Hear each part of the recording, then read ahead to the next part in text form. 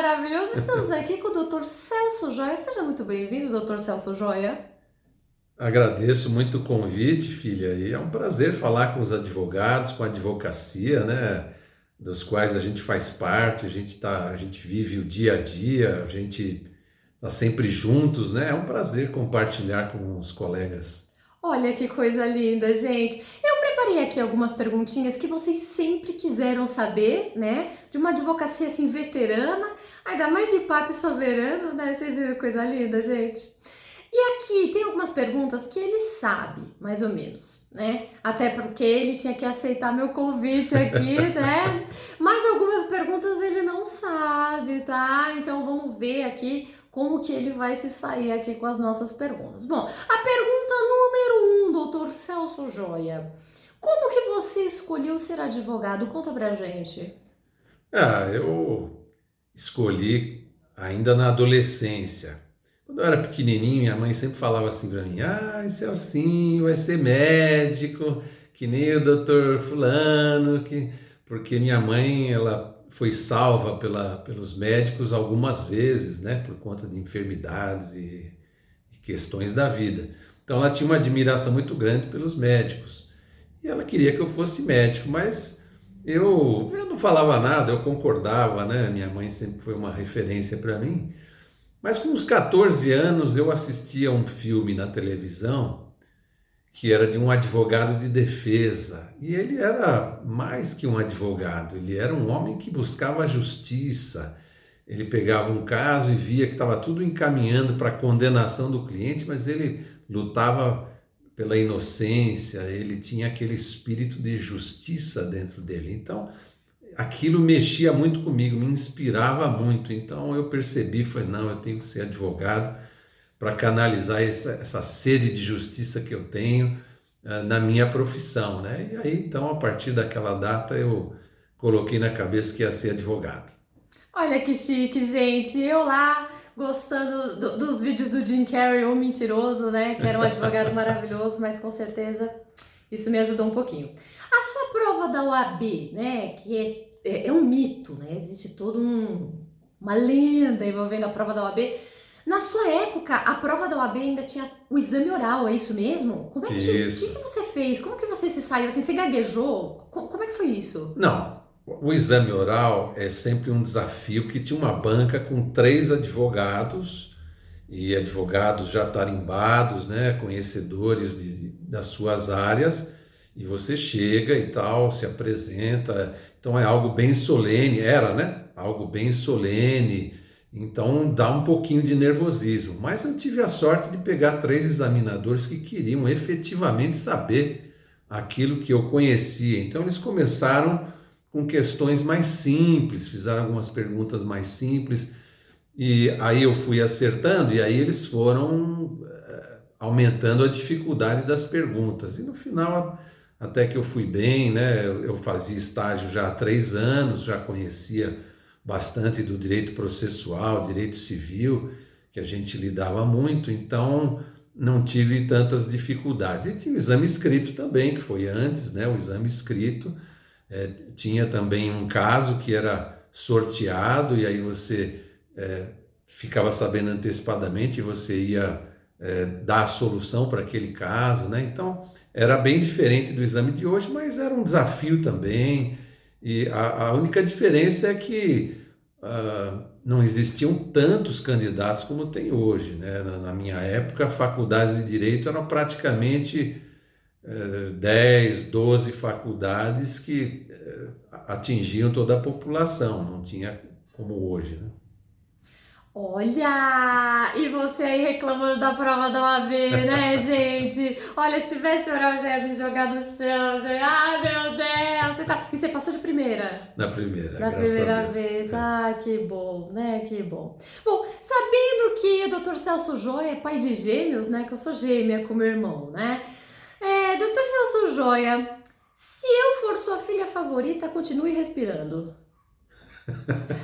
Tá, já sabemos a resposta, tudo bem, né? Esse segredo será guardado, tá? A gente Também vai cortar a aqui. gente trabalha junto, está sempre juntos, né?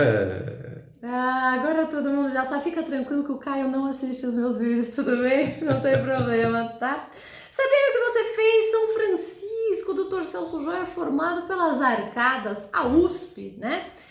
Quantos amigos seus da sua turma que se formaram com você são advogados hoje?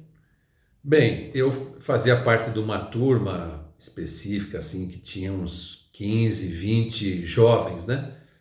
E eles, a grande maioria deles, escolheu a magistratura. Hoje, uns 12 colegas estão no tribunal já foram promovidos, já estão como desembargadores. E poucos como advogados, alguns como procuradores do Estado, promotores, mas por coincidência a maioria buscou a magistratura. Lógico que olhando a totalidade dos colegas, não. Muitos advogados, muitos buscaram cargos, né, são assessores parlamentares, são secretários, alguns são até políticos. Então, Ou seja, só você. Tá, entendi. Tudo bem. Quantas vezes você quebrou até dar certo na advocacia? eu poderia dizer que eu quebrei uma vez, porque a minha advocacia, como eu comecei sozinho, terminei a faculdade, meu pai montou um escritório para mim, mas escritório assim, mesa, cadeira, máquina de escrever, que não existia computador. E aí eu tinha que correr atrás dos clientes. Mas a empresa do meu pai foi minha cliente também. Então, vamos dizer, ela era o cliente principal da minha advocacia. Quando ele falou assim, vou vender a empresa, né? E eu imaginei que não ia mais ser minha cliente, né? Eu não tinha cacife ainda para ficar com a clientela que eu tinha desenvolvido em 4 anos, vamos dizer, 5 anos de advocacia. Então, aí eu fui para o departamento jurídico da COFAP, fui trabalhar no departamento jurídico da COFAP. Logicamente não foi fácil, né, ser selecionado para trabalhar, mas eles queriam uma vaga de alguém que conhecesse um pouco a área processual, então deu tudo certo. Mas podemos dizer que eu quebrei e aí corri para trabalhar em empresa, né? E depois abriu o seu escritório e você não tem nenhum parente advogado que te ajudou, que te deu estágio, nada assim. Não. Ok. E me diz uma coisa, você já perdeu algum prazo alguma vez nesses seus 40 anos de experiência na área jurídica? Você já perdeu algum prazo? Lógico. O advogado fala que não perde prazo é que não tem processo para cuidar, né? Ele não tem muito o que fazer, aí não perde mesmo. Mas se tem volume, tem trabalho, acaba acontecendo. Lógico que com o tempo a gente cria mecanismos defensivos, né, para que isso não aconteça. Mas no começo sempre acontece. Eu me lembro de um caso em que uma menina que trabalhava com a gente, uma advogada recém-formada, era um agravo de instrumento e ela perdeu o prazo do agravo. Eu mandei tirar as cópias, o estagiário demorou muito tempo para tirar as cópias. Quando chegaram, já tinha passado o prazo, que antigamente era 10 dias para agravo de instrumento e não 15. Aí quando eu vi, passou o prazo, não pudemos agravar, mas não era algo vital para o processo. E aí o que aconteceu? O processo foi para a Justiça do Trabalho, eram aquelas ações de acidente do trabalho que corriam no cível. Foi para a Justiça do Trabalho e depois, com a emenda de 2004, voltou para a Justiça Civil, que já tinha sentença, aquela confusão. E no final deu tudo certo, acabou dando certo. Então, a gente não deve se desesperar porque perdeu um prazo, ou algo aconteceu. Também tive um outro caso que perdi e fui falar com a cliente, expliquei o que tinha acontecido e ela gostou da minha sinceridade, me responsabilizei por indenizar o prejuízo. Então, a gente tem que lidar com isso de uma forma bastante sincera, de frente, né? Ou seja, você trabalha na área mesmo. Legal, tá? Bom, sabendo que você mora comigo, trabalha comigo e é meu sócio, como você faz para me aguentar? É muito fácil conviver com a Mariana, é uma beleza. A Mariana é uma pessoa bem-humorada, uma pessoa que tá registrado, tá, gente? Aqui. Ama aquilo que ela faz, então ela faz com muito coração. ela me complementa, né? Eu sou mais quietão assim, ela tem um excelente relacionamento com os clientes, com os fornecedores, os prestadores de serviço, então a gente tem uma atuação muito complementar. Ai, que lindo, gente. E me fala uma coisa, qual é o maior desafio para você nessa advocacia atual? Olha, eu creio que o desafio é o número de advogados que existe no mercado. Como nós temos 1.600 faculdades de direito, mais de 1.600 no Brasil, e no resto do mundo 1.200, ou seja, como se o Brasil tivesse descoberto o segredo da justiça, que é abrir faculdade, uma em cada esquina, e não é isso que acontece, nós vemos a nossa justiça com problemas, né? Então, eu acho que esse excesso de profissionais da área traz um pouco de desvalorização, porque a lei da oferta e da procura não foi revogada, ela existe, é uma lei de mercado, ninguém controla, ela é que controla o mercado, então a gente acaba vendo muitos advogados que terminam optando por desvalorizar o valor dos seus honorários, desvalorizar a sua imagem perante os clientes para tentar permanecer na área. Então, esse é o grande desafio. Que eu e a Mariana enfrentamos de que forma? Incentivando os advogados, preparando, fortalecendo a advocacia. E aí, eventualmente, alguém que não gosta do direito, não se identificou, vai buscar outra área, mas sabendo exatamente o que está fazendo, e não por ter encontrado desafios, dificuldades, né? Maravilha! Você assiste os meus vídeos? Lógico, Assiste todos eles. e comenta, né? Muito lindo demais. Agora, se você tem vergonha dos meus vídeos, dá um mortal de costas. Obrigada. Ok. Levando em consideração que a sua OAB é 70 mil e pouco, e que você aparenta ter uns 40 anos mais ou menos, de que água você bebe? Não. Não, veja bem, eu entendo que quem trabalha com o público tem que cuidar um pouco da aparência também. Você disse isso já em vídeos Vários seus, vídeos, vários vídeos. quase todos. A aparência é importante. Então a gente dá um tapa, né, na aparência para poder atender o público. Faz parte do nosso trabalho também. Com certeza. Complete a frase. Os jovens advogados são... Inteligentes. Que chique, gente! O que precisa para ser um bom advogado, na sua opinião?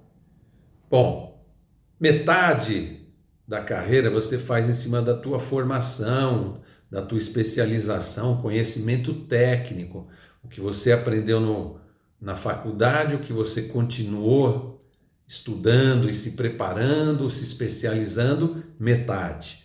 A outra metade são os valores que você tem. Se você é uma pessoa que desiste fácil, não gostei, vou trocar, você não vai permanecer na advocacia, você não tem estofo para ser um bom advogado, você tem que ser persistente, então a persistência é um valor. Você tem que ser ético, a ética é outro valor absolutamente importante para a advocacia. Eu diria outros que eu tenho, transparência, democracia, descentralização, são coisas que eu uso no escritório e que trazem o crescimento do escritório. Então, o advogado não basta conhecer a ciência do direito, ele tem que desenvolver um pouquinho em outras áreas também. Maravilha! E para quem está começando agora, qual é o seu recado? O que você aconselha para quem iniciou agora, está super cru, saiu da faculdade, pegou a OAB, não tem um parente advogado, como foi o seu caso, assim, alguém que ajudasse? O que você fala para esse jovem advogado?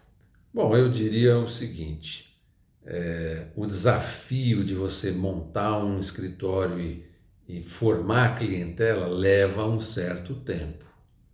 É muito difícil você montar o escritório e em alguns meses já ter os clientes suficientes para sustentar o escritório. Então, eu sempre sugiro que você trabalhe para alguém, mas vai se desenvolvendo, né, buscando um crescimento e já direcionando para um dia você ter o seu escritório. Então, lá no nosso escritório, o advogado entra, ele pode ter os clientes dele. ele vai desenvolvendo, começa com um parente, um amigo, e aqueles clientes são daquele advogado, ou seja, se um dia ele sair, ele pode levar os seus clientes e formar a sua clientela. Então, ou pega um grupo de colegas, se junta, diminuem as despesas, né? Um dá força para o outro, porque no grupo, né? Sempre há força, então usa alguma dessas estratégias para você sobreviver no mercado. E lógico, sempre estudar, sempre se preparar, se atualizar, porque senão você vai acabar ficando para trás. Maravilha! Última pergunta. Qual é o código de segurança do seu cartão com o final 12374? Brincadeira, gente! E chegamos aqui ao final. Dr. Celso Joia, muito obrigada pelas suas respostas esclarecedoras. Eu espero que tenha ajudado você. E se você gostou, deixa aqui hashtag eu vou ser Dr. Joia. Ai, que chique, gente. Imagina um dia a gente ser igual o Dr. Joia. Impagável, né? Maravilhoso. Grande beijo pra você e te vejo no próximo vídeo de Faz Direito.